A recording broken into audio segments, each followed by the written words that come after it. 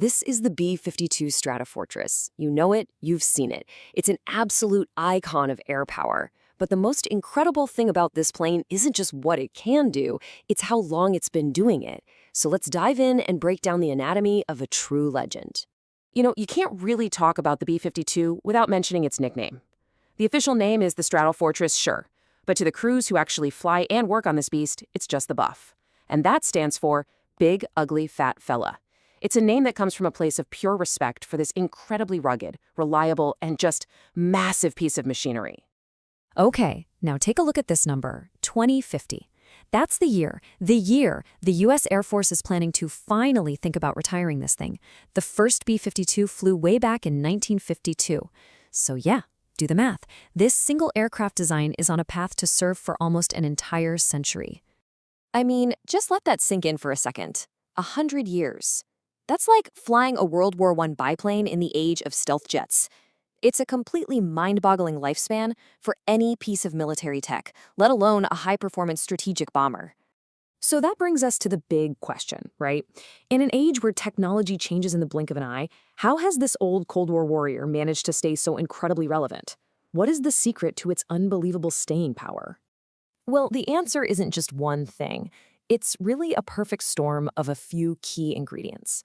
A ridiculously strong and flexible airframe, an insane amount of engine power, and an almost limitless ability to adapt.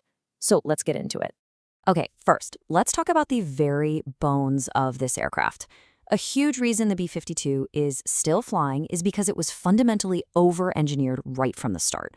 I mean, it was built with a level of toughness that just blew away the requirements of its time. So what's the secret sauce here? Well, the frame isn't just some standard aluminum. It's a special mix of high-grade steel and magnesium alloys.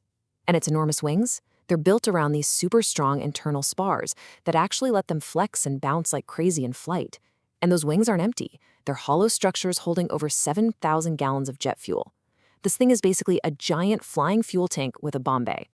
Now that huge, flexible wingspan creates a really weird problem. A normal airplane takes off by rotating, right? It lifts its nose up. But if the B-52 tried to do that, its long, drooping wingtips would literally scrape along the runway. So instead, it needs a ton of runway to build up enough speed to lift off almost perfectly flat, like a giant freight elevator just rising into the air. And the engineering to solve these problems is just brilliant. To support this massive, wobbly plane on the ground, it has this, well, it's a bizarre landing gear setup. You've got 4 main gear trucks down the middle of the fuselage, kind of like a bicycle, with these 2 tiny little outrigger wheels under the wings just to keep them from dragging. But the coolest part? All 4 of those main gears can pivot, letting the plane crab walk, literally drive sideways down the runway to handle strong crosswinds. It's incredible to see. All right, so you've got this incredibly tough frame, but all that strength means it's heavy, really heavy. So how do you get this giant off the ground? You need an unbelievable amount of power. And the B-52 has that, with 8 jet engines hanging in pods under those giant wings. Now these are classic old-school jet engines. We're talking loud, inefficient by today's standards, and they leave that signature trail of black smoke. But what they might lack in modern finesse, they totally make up for with raw power and sheer numbers. Having 8 of them means you've got incredible redundancy. The plane can lose an engine, maybe even 2, and still fly home safely. And that rugged reliability is a huge part of its legacy. Getting all 8 of these things fired up isn't like turning a key in a car. It's this whole methodical process. The crew starts one engine, waits for it to spool up and stabilize, then moves on to the next one and the next, and so on. It takes a while. But what if you need to get in the air, like, right now? They have a system that uses explosive cartridges, I'm talking basically giant shotgun shells, to blast hot gas into the starters and spin up all 8 engines at once. It's loud, it's dramatic, and it's incredibly fast. So we have a ridiculously strong airframe and a ton of power. But what's the point of it all? Well, it's all for one thing, to carry an almost unbelievable amount of firepower and deliver it anywhere on the planet. Let's just talk about this number for a second. 70,000 pounds. That's over 31 metric tons. That is the maximum weapons payload this plane can haul into the sky. It is a staggering amount of weight that very few other aircraft in history can even come close to. So where in the world do you put 70,000 pounds of bombs and missiles? Well, it's split between two massive pylons under the wings in a huge internal bomb bay. And thanks to some pretty slick modern upgrades, that internal bay now has a rotary launcher, which lets it carry a way wider variety of weapons than it ever could before. And the versatility here is the real story. Those wing pylons can be loaded up with long-range cruise missiles, super precise laser-guided bombs, or just a whole bunch of old-school conventional bombs.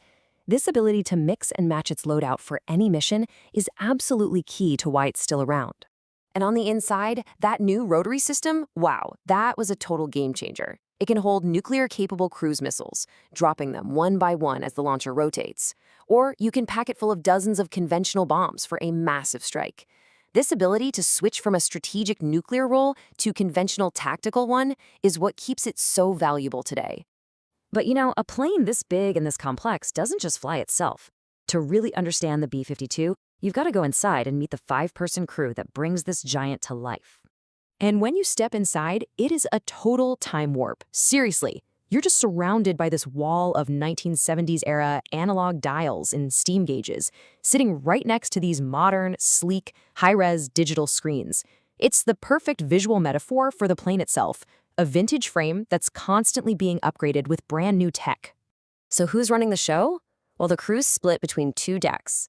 Upstairs, you've got the pilot, the co-pilot, and the electronic warfare officer, who handles all the defensive systems. Then downstairs, in a windowless area they call the dungeon, you have the radar navigator, who's basically the bombardier, and the navigator, who plots the course. But here's the crazy part. The upstairs crew ejects upwards, but the downstairs crew ejects downwards. You really hope you're not flying low to the ground if you got to punch out from down there. Okay, so this brings up a really practical problem. Let's say you drop 35,000 pounds of weapons, but only from one wing. How do you stop the entire airplane from just rolling over and falling out of the sky? You'd think there's some fancy automatic computer system for that, right? Nope. The solution is surprisingly low-tech and incredibly hands-on. The crew has to manually pump thousands of gallons of super heavy jet fuel from tanks in one wing all the way over to tanks in the other wing to shift the weight and rebalance the plane. It's this constant, delicate dance to keep the center of gravity right where it needs to be. And that's really the whole story of the B-52, isn't it? It's a flying super fortress. It's got this over-engineered frame, massive power, and a huge payload that makes it a timeless platform. It's not a museum piece. It's a solid foundation that's just been constantly evolving, getting new radars, new weapons, and new computers, which lets this 70-year-old design stay a truly lethal threat.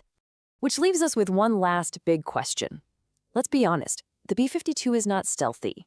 It's a gigantic, highly visible target. So, in our modern age of stealth fighters, unmanned drones, and cyber warfare, what's the future role for a living legend like this? Can a massive, powerful, but easily detectable bomber still own the battlefield of tomorrow? That's the 100-year question. Thanks for joining me.